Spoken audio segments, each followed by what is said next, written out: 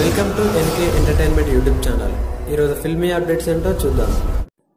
NTR biopic లో మొదటి భాగం ఎన్టీఆర్ కథానాయకుడు సినిమా ప్రపంచవ్యాప్తంగా రిలీజ్ అయింది. ఎన్టీఆర్ జీవిత కథ ఆధారంగా వచ్చిన సినిమా కావడంతో ఆసక్తి బాగా పెరిగింది.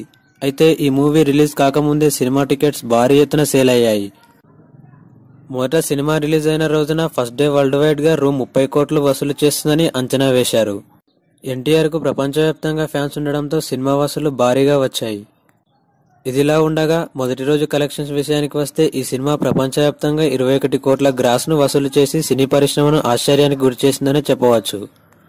అయితే రెండో రోజు కూడా కలెక్షన్స్ చూసుకున్నట్టే ఏమాత్రం తగ్గకుండా 30.5 కోట్ల గ్రాస్ ను రాబట్టింది. అంతేకాక మూడో రోజుకు గాను ఏమాత్రం తగ్గడం లేదు.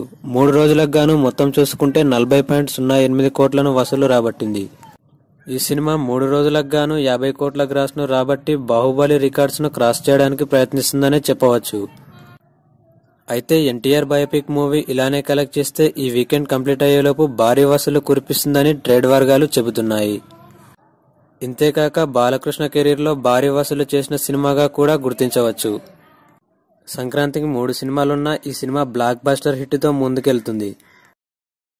హాయ్ వ్యూవర్స్, ఈ వీడియో మీకు నచ్చినట్లయితే లైక్ చేయండి, షేర్ చేయండి, కామెంట్ చేయండి. మరెన్నో అప్డేట్స్ కోసం మా ఛానల్ ని సబ్స్క్రైబ్ అవ్వండి.